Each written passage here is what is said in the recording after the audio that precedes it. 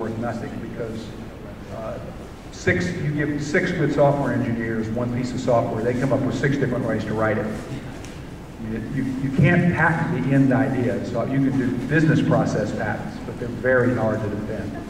And you're absolutely right. If your patent gets in the way of a big company, they probably have lawyers that make more than your annual revenues, and there's not much you can do unless you're willing to fight it. So you'd rather see the product rather than... Yeah, the way to win is the market. Yeah, and frankly, even the big, there's been kind of a shift in America. The RIM case I think that was the last one of those that'll ever happen, where they had to give up $200 million because of a kind of a bogus patent infringement suit.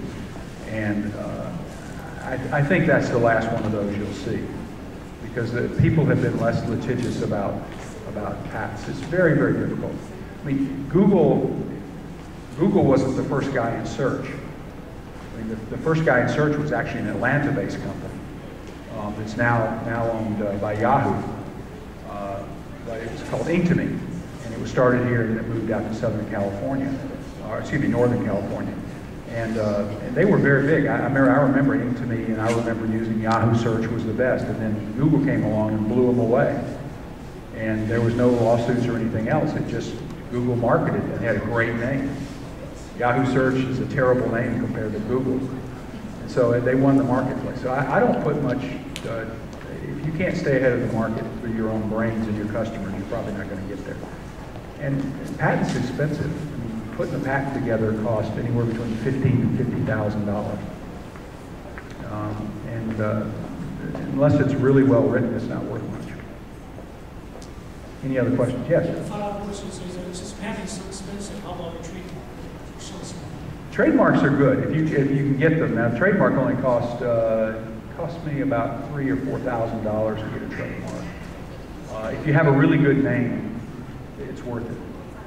I mean, that's a very good question. Which is worth more, Google search engine or its name?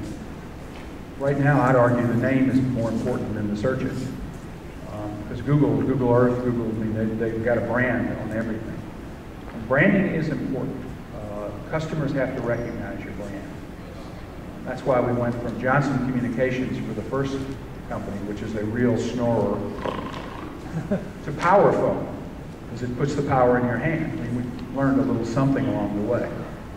Also, because my biggest supplier was named Johnson, E.F. Johnson Company, I liked the name and didn't change it because I wanted people to be confused and think maybe we were competing with Motorola. Okay, we had some of the biggest radio companies in the world. They had this big, slick sales force. You know, they would say, we're Motorola. He's just a little guy. But, you know, no, we're Johnson. See, my name's on the radio. If that meant something to a customer, I could fool him. Okay, see, we're going to deliver. So, branding is important. Anything else? Yes. How do you approach angel investors versus VC?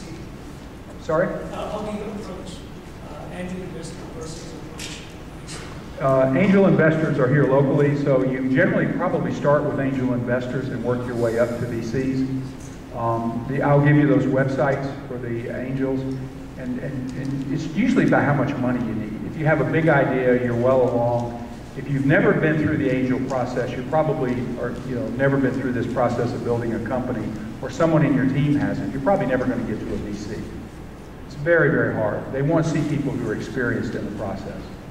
So angel would be much more likely, and you can, individuals can reach angels. And a lot of people, I mean, I would say 80% of the companies in Atlanta that get to the point they're real companies don't have any kind of investment. I'm talking about high-tech companies. They just bootstrap it. They figure it out, they get customers, they build it up slowly. They may do it at night. That's how Apple got started, is in the garage. So yourself, are you an angel investor? Yes, I'm an angel. I'm also work with 2 different venture capital groups as an advisor. I used to be full-time in that business, but I'm no longer, or as full-time as I'm going to be. But